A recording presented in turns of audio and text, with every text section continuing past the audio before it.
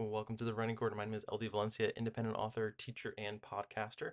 Today we are continuing our series in which we're talking about different ways we can generate story ideas and come up with new things for our writing.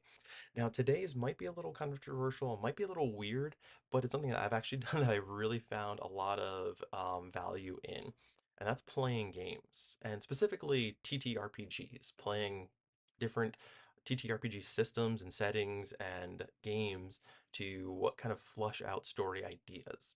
So there's a great TED Talk that I saw way back when I wanted to first become an author, and it was probably one of the most instrumental pieces of literature, works, whatever you want to call it, pieces of media, I guess you should say, that really inspired me to get into writing and to try this thing out of being an author.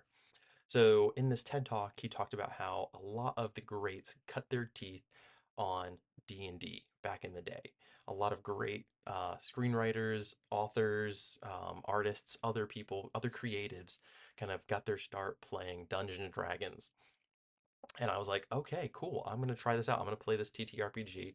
I'm going to play this tabletop role playing game as a way of kind of like stretching the creative muscles, right? In the video, he goes on to talk about how it was really good for him from a therapy standpoint, from a mental health standpoint. But I kind of want to push it also as a way of story creation and maybe even like story idea testing with your players. So the idea here is that you use your setting, your system, your magic setup in your world, and use D&D, TTRPG, whatever system you want, and use that as a way to kind of flesh out story ideas and things and kind of throw them at your players. So when I first got started, I used a very vanilla setting in our TTP RPG setting. I didn't really come up with a new one. I just kind of took what was there. It was technically a homebrew world, but I used like, the Pantheon that was already presented in D&D. I used kind of like some generic templates and stuff like that and kind of came up with stuff, but it was still technically a homebrew. But it was not the setting that I was planning on writing at that time. It was very different than what I was going to be writing, but we'll talk more about that later. So, really, my hope was to stretch some creative muscles, play for a little bit, practice some narrative ideas, kind of stretch myself creatively, and I figured the game wouldn't last that long.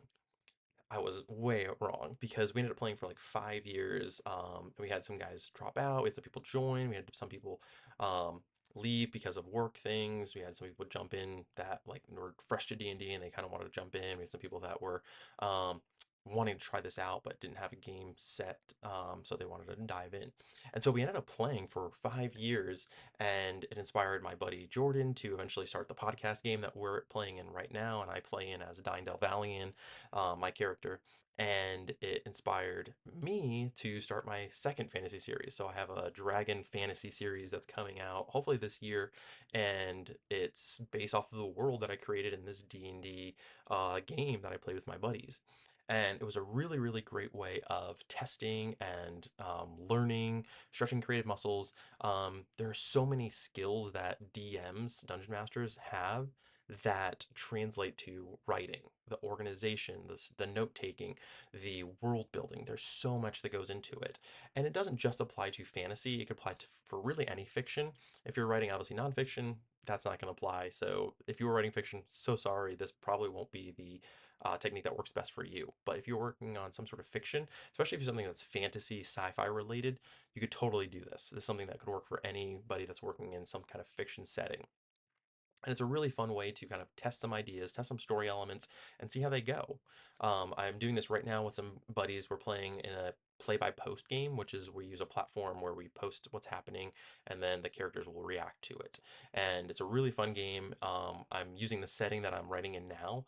And my hope down the road is to actually create like a pamphlet or a document that I'm able to share so people can play D&D or Pathfinder or whatever it is in my world. And that's kind of my hope, is to create a TTRPG setting that I could give to people as a way of kind of like, you really like this world, you read this book series, here you go, here's the setting. So that's one of my goals kind of down the road for this book series and another creative endeavor. If you watched my other video where I talked about, the slow motion multitasking, this is another project that I have kind of in my um, wheelhouse of things that I want to work on, but at the moment I don't have a ton of time to work on that just yet. But I would love to do that down the road and kind of have this world that it's already built and fleshed out that you could play in.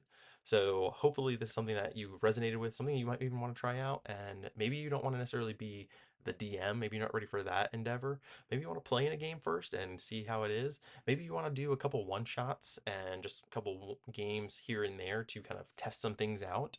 But I would really, really, really encourage you to look into playing some sort of TTRPG setting, system, something, to flesh out those story ideas that you have. I found it really, really powerful for me as a writer and as a creative, and I hope it'll work for you too.